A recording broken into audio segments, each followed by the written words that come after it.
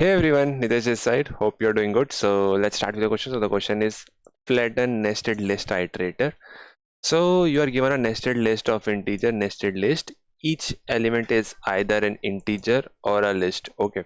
So there is a nested list class that is given to you, and in that, sorry, it's a interface. So in that you have integer or a list whose element may also be integer or other list. Implement an iterator to flatten it. Okay. So you have to implement a nested iterator class. So what it contains a constructor which initialize the iterator with the nested list. Then you have next function which return the next integer in the nested list. Then you have has next, which basically return true if their element is present or not. Okay. So it should be like this. So this is result. So it will be calling like this while iterator dot has next. If it returns true, then you have to call the next function. Otherwise, just return the result. Okay. So let's understand with an example. Okay. So we have to implement a nested iterator class. In this, we are passing a list of nested integer. Okay. So as you can see, this is a nested integer that is given to us. So this is the interface and it contains two things. One is integer, another is list. Okay. So if what we can see by, let's understand with this example. So we have this 1 1 2 1 1. Okay. So if we start from here, we have to give 1. Okay. Then we'll move further.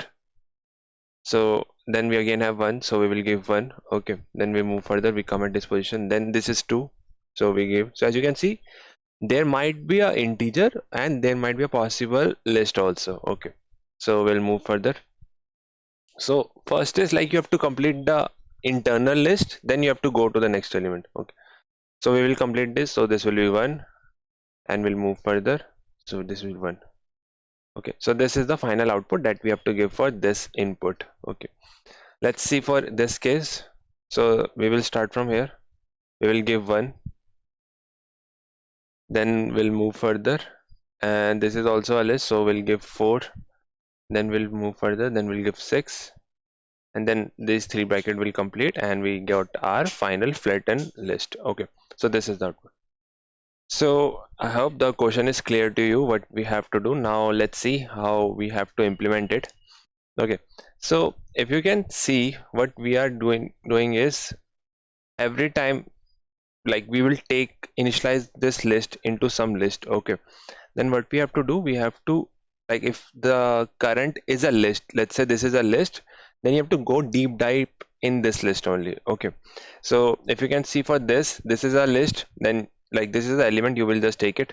Now after this is a list, so first you have to complete this, then you have to go inside this 6. Okay, so for this we need the recent element, that is, or you can say that the current element every time, and we have to insert it. So we can implement this question, like iterator can be implemented by various method like queue, linked list, and stack. There are other more, but let's say we will implement through stack. Okay, so we'll use a stack.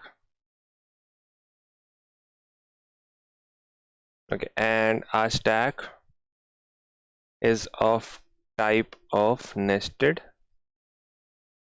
integer. Okay, so let's take an example. So this is the given 1 1 2 1 1. Okay, so what we will do at the time of constructor, like at the time of this call, we will initialize this nested integer list into a stack.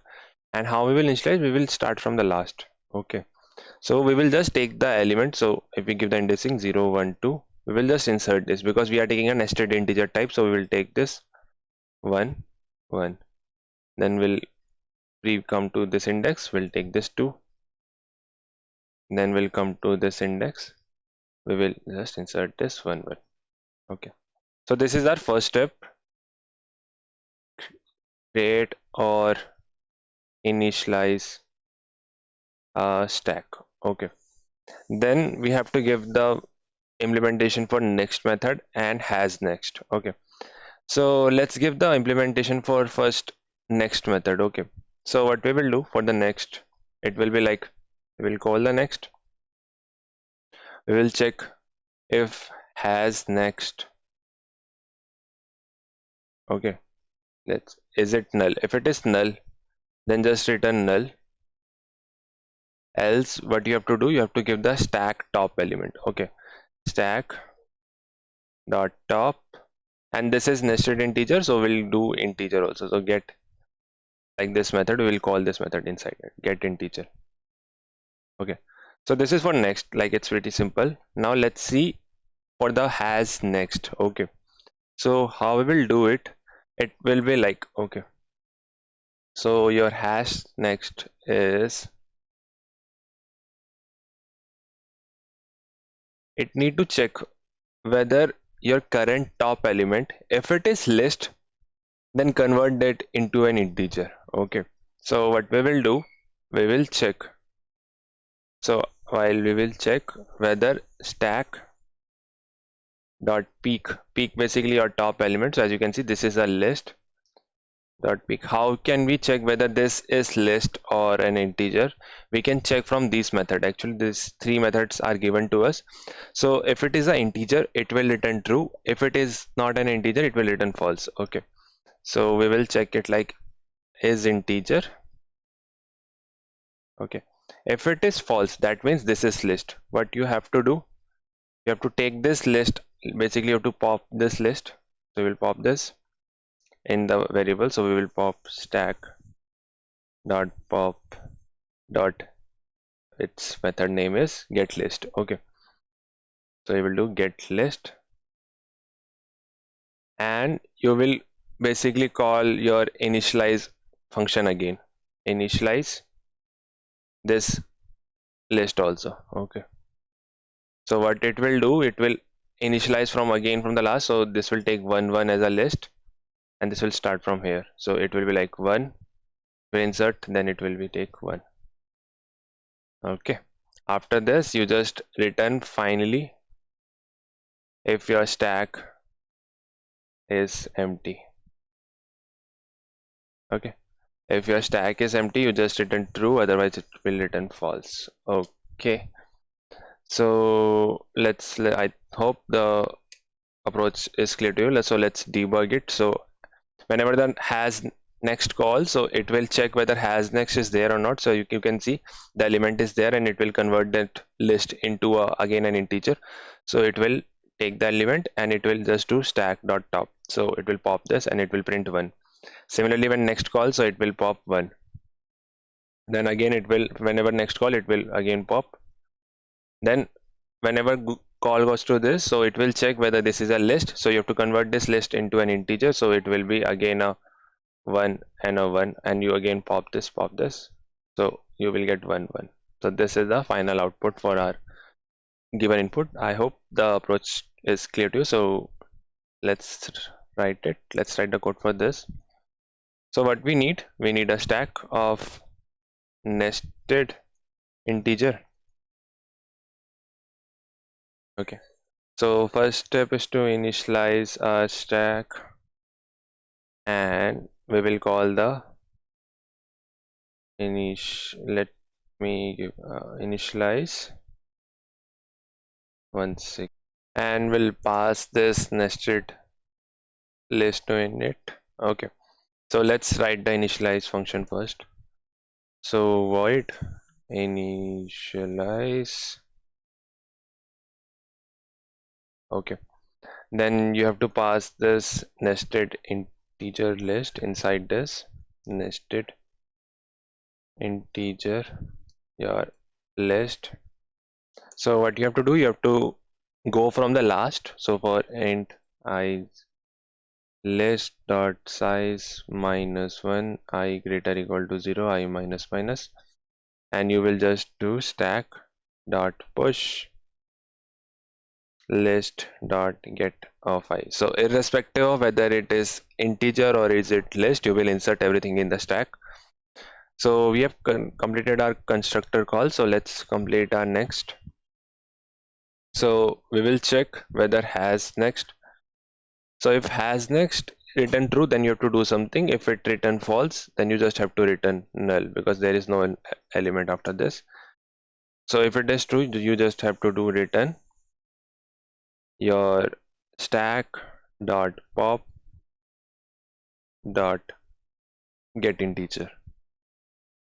Okay, so we have done with the next function also. Let's write the hash next.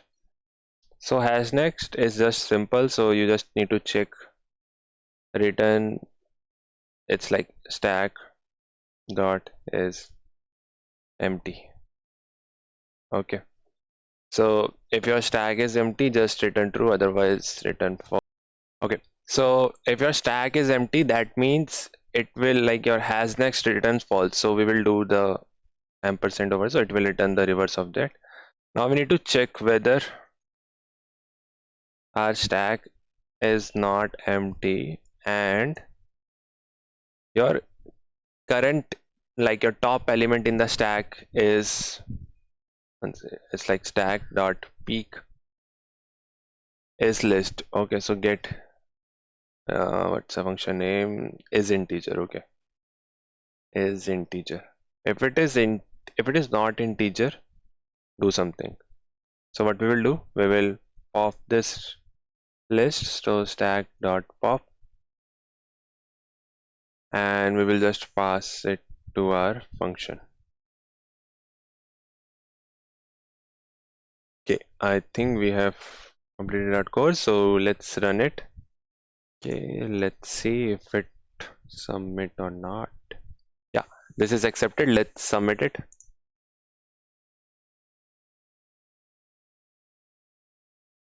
So yeah, our question is submitted and our streak is also start from again. So the time complexity is like, what you are doing is every time you are insert, first step you insert all the element into a stack, and whenever there is a list, you will convert that into a stack, into an integer. So if you go with the time complexity, it's order of n, and for the space we are using an extra space for the implementation, so that's also an order of n. Yeah, hope you like it. Thank you for watching video, and do join the Telegram group if you're in doubt and in concern. Thank you.